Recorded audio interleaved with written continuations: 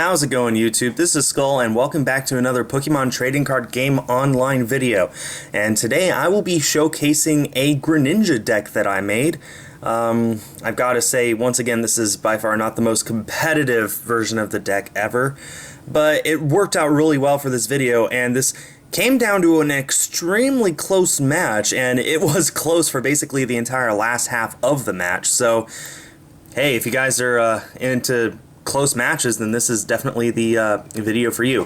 As you can see there, I did not draw a basic Pokemon, have to, redraw my cards, and thank goodness I drew that Froakie. I've played too many games with this deck where I started with the Shaman EX and nothing else, even though I play something ridiculous like 8 other basics in this deck, or 6 other basics, but more often than not I start with Shaman. Looks like my opponent did start with Shaman as well, but the mulligan got him that Regice, depending on if it's 4Kids or TPCI dubbing it, I guess.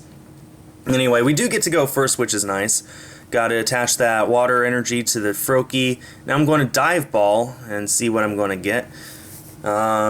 Probably a Frogadier, just to evolve into next turn, since there's really nothing else I could do. If I had a rare candy in my hand, I would get a Greninja for next turn, but that just is not the case. I could also go for Remoraid here and just get my Octillery set up next turn. But I think the best thing to do is actually get another Froakie, because Greninja needs Greninja in order to work, and Greninja takes a long time to set up. I think the best case scenario ever is if you go first, and on your second turn, you rare candy into Greninja and then Wally into Greninja Break. There's absolutely no way that I can do that this game, so I think it's best for me to just get another Froakie on the bench, Ultra Ball for that Frogadier for next turn, play the Shaman down, get another 4 cards. And based off of what my opponent has shown so far, there's no way for me to know what the deck is. He does run water energy sleeves, which means that it might be a water deck, and yes, it is a water deck. I mean, we do have that Regice, so that's pretty obvious it's a water deck. We do see the Fighting Fury belt go onto the Regice. Now it's going to be a little harder for me to knock out. It's going to play a Trainer's Mail here. About the only thing that I got going for me right now is that Regice does require 2 energy to attack, so I'm pretty safe this turn. Plus he needs to get it into the active spot, and this is how he's going to do it. He's just going to AZ that Shaman EX up, and now he has a Shaman EX in his hand to play with its setup ability if he needs to. We see the Trainer's Mail for Professor Sycamore. Pretty darn amazing card. Now he can Shaman EX, set up, get 2, and then... oh, he's not even going to do that. How very interesting. Of course, he can't play Sycamore that turn because he already played AZ. I am going to evolve the active into a Frogadier since it's the one with the energy attached. Now I can Ultra Ball here. I'm not sure what I'm going to get this... I could get a Greninja for next turn. I could get another Shaman EX, and I'm going to do that. Setting up for 3 is very, very good.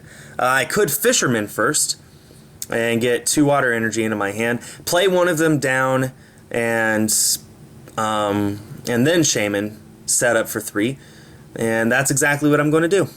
It didn't matter if I did Fisherman first or second, but oh well. I guess I could have saved it for N, but he has no benched Pokemon, and an N would actually get him more cards, so N is not the best play here. I do get a Froakie and a Miltank off of that Shaman, so now I have a completely full bench. The 2 Shamans are absolutely worthless, but I personally do run an AZ in my deck, so I know that that's in there. And if I ever get to it, then I can use it, bring up those Shamans, either put something else down or just use Shaman's ability all over again. Okay, well, I did have to pass the turn since I didn't have enough energy to attack. Frogadier's one of those Pokemons, like, most people run a 4-1-4, 4-1-3, whatever, but they only run one Frogadier and then rely on rare candy to evolve into Greninja. Mainly because there's no good Frogadier card. They either require 2 energy, actually they all require 2 energy. The great thing about the Greninja deck is all of the cards that you use to attack only require 1 energy. Now I did draw into the Splash energy there. I could play that down, but like I said, all of my Pokemon only require 1 energy. It's basically useless to put down a splash energy when I only need the 1 energy. So may as well save that for another Pokemon some other time. And now I will go ahead and end. I thought about that one long and hard because he didn't have a basic Pokemon on his bench, and it was a tough call, but I decided to do it. Going to Trainer's Mail here, decide not to get that rare candy. I'm going to Ultra Ball, and I don't want to have to discard more rare candies than I need to. Figured that the Judge is good, but I really need that Greninja Break, and I need the water energy to use Water Shuriken, so unfortunately I did have to discard that rare candy. But at least now I can evolve into Greninja, not Greninja Break, because that's an entire different evolution. So you could think of it as a stage 3 or a further 4th evolution of Greninja, at least as far as the trading card game is concerned.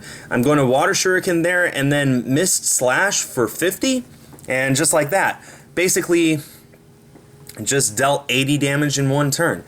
You could think of it as either just requiring 1 energy or 2, but the point is, this is how Greninja works. And then once I evolve into Greninja Break, I can deal out even more damage thanks to Giant Water Shuriken. If I decide to discard 2 water energy and attack all in the same turn, that's 160 damage, 140 damage. And then if you have a Muscle Band, it deals even more. So you're getting very close to knocking out an EX, which is 1 attack, and 2 abilities, of course. But oh well. We do see my opponent is getting his own their own Greninja setup. I don't believe that they play Greninja Break in this deck, but regular Greninja is still a hard hitter. There are 2 versions of Greninja that are actually very powerful. There's this one that I run with Water Shuriken, and then there's another one. Its attack, I forgot what it's called, but it deals 30 damage and prevents you from using any abilities during your turn. Now we do see the Ice Beam there, and I am paralyzed, but luckily I can just Break, Evolve, and get rid of that paralysis. And now I can use Giant Water Shuriken or Water Shuriken with that 1 water energy in my hand. Unfortunately, I will have a hand of 0 afterwards, but all this damage that I'm dealing will be enough to knock out that Regice. Now let's see, Giant Water Shuriken will deal 60 damage, or 6 damage counters rather. And now Mist Slash will deal 50, knock it out, even with that Fighting Fury Belt. And bye-bye Regice. And on top of that, my prize was the Super Rod, which is great because I had to discard a lot of energy in order to make this Greninja Break work. So if I can get those and maybe a basic Pokemon back into my deck, that would be great. I believe I had to accidentally, not accidentally, I believe I discarded my Octillery earlier, so if I can just get rid of that. Shadow Stitching, that is the name of the move. So now I can't use any of my abilities. That means Water Shuriken and Giant Water Shuriken gone, unfortunately. So I am going to Super Rod back in those 2 water energy and Octillery, because I do have the Remoraid in my hand. I would like to get Octillery out at some point, and unfortunately all I can do here is just Mist Slash for 50. That's perfectly fine. Just 3 attacks will knock out this Greninja. It's very doubtful that he'll be able to deal the full 170 damage needed to knock me out before I knock him out. So, and even if he does, I have 2 Froakies on the bench, and odds are I can get at least one of them set up by the time we're all done here. And there's a Wally, but unfortunately, like I said, I only run 1 Frogadier. I don't want to use that and then not be able to, find a Greninja off of it, because the 1 Frogadier in my deck is on my active Greninja. It was the stage between Froakie and Greninja, so I know Wally's useless. Very unfortunate, but there's nothing I can do about it. We do see the Shadow Stitching for the knockout, and even though that's a huge 4-stage evolution, basically, my opponent still only gets 1 prize off of it, which is amazing. Now, I do top deck the Trainer's Mail there, which I'm definitely going to use, and I can now use my Wally to evolve straight into Octillery, which is amazing. Unfortunately, that is my supporter for the turn, but And even more unfortunately, I can't actually use Octillery's ability because, well, because all my abilities are shut off. I'm going to Trainer's Mail there. I'm going to get the rare candy because I don't want Sycamore and I don't want Lysander. So, the rare candy. If I top deck a Greninja, then I can, just rare candy, evolve, and use Water Shuriken for the knockout. Not Water Shuriken, Shadow Slash, or whatever it's called, Slash Mist. Unfortunately, I did not top deck the water energy there. What I'm going to have to rely on now is just using Bubble over and over, hoping I get the paralysis. I finally got it. Now, my opponent will be unable to attack next turn, which means I can use abilities, which means I can use my Abyssal Hand ability from Octillery, get up to 5 cards in my hand, have a much higher chance of pulling that Greninja. And unless my opponent gets a Pokemon out now, it looks like they will be able to because they just Trainer's Mailed for a level ball. If they didn't get that, I had a very good chance of winning next turn. But they did get the level ball, which means they're safe. We're tied on prizes. I have more basic Pokemon. But I only have one Pokemon that is attacking right now, and all it's doing is flipping the coin with a 50-50 chance of me just surviving until the next turn. So we do see the level ball for Froakie. We see the max elixir here, which fails. So my opponent will have to attach an energy from hand to that Froakie. My opponent's actually in a better position than I am. Look at all these Pokemon on my side of the field, and they're all basically useless. The only thing that is keeping me alive right now is the fact that that Greninja was paralyzed that turn. And I drew into a rare candy. Horrible, but at least I have my Abyssal Hand now. 2 more cards. Oh, that's very bad. See, I need both of those rare candy, otherwise I would Sycamore right now. I have 1 rare candy in my discard pile, 2 in my hand. That means there's only 1 left in my deck. I can't risk drawing into Greninja and not my rare candy. So I'm going to Birch's Observation here, and I did get 7 cards off of that, but no Greninja. No Greninja and no rare candy. Oh, that's so bad. I did get the Dive Ball, so I can Dive Ball for Greninja, but I can't rare candy into it. I used Birch, so I had a chance of pulling back into my rare candies, and I got basically the Greninja, but not the rare candy. That's so unfortunate. And my bubble fails there, so Greninja will be able to attack now. All my abilities are going to be shut off again, and this Froakie's going to go down, leaving my opponent with 1 less prize. Oh, that's so unfortunate. I really needed that rare candy off of that Birch. It was perfectly set up, too. I got my Abyssal Hand off, I got my heads on Birch, but no rare candy. So unfortunate. And there's the Shadow Stitching for knockout. My opponent gets a prize. I can just promote this other Froakie and use Bubble. Hope that I get something. Hope that maybe I can top deck a rare candy here. I can't Abyssal Hand for it. And hope I get it because all my abilities are shut off. I'm very tempted to use that Professor Sycamore right now. Now I can Dive Ball here and just see what's left in my deck. But if I Dive Ball, I don't know. This is a very tough situation. Unless I need that Greninja Break too, that's another thing. And what I can do here is VS Seeker for the end, leaving my opponent with less cards in his hand, or their hand, than I have, than they have right now. But it'll also leave me with less cards than I have, so it's just a risk I'm going to have to take. Accidentally clicked no here, meant to click yes. So used to setup being on that side. Anyway, I'm just going to have to hope.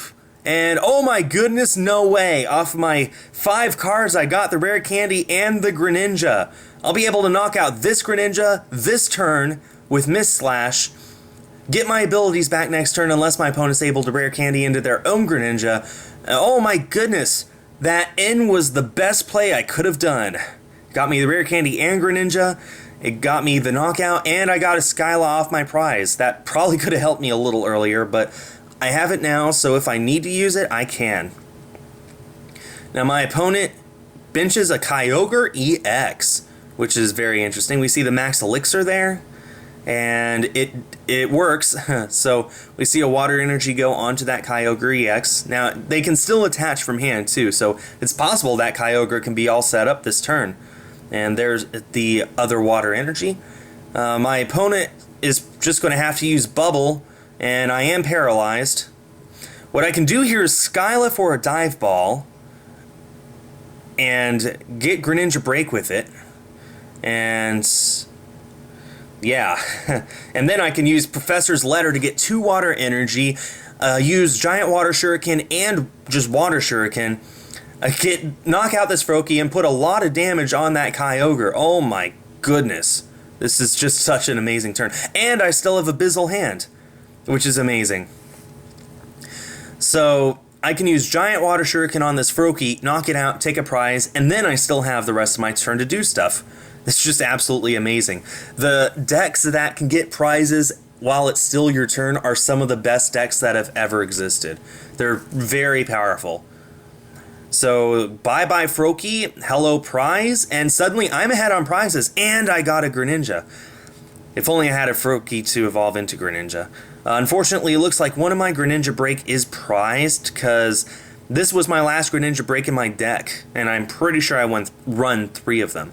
If I don't, then I'll be sure to fix that, because this is just such a powerful card. Now, I could have... I already used Water Shuriken, never mind.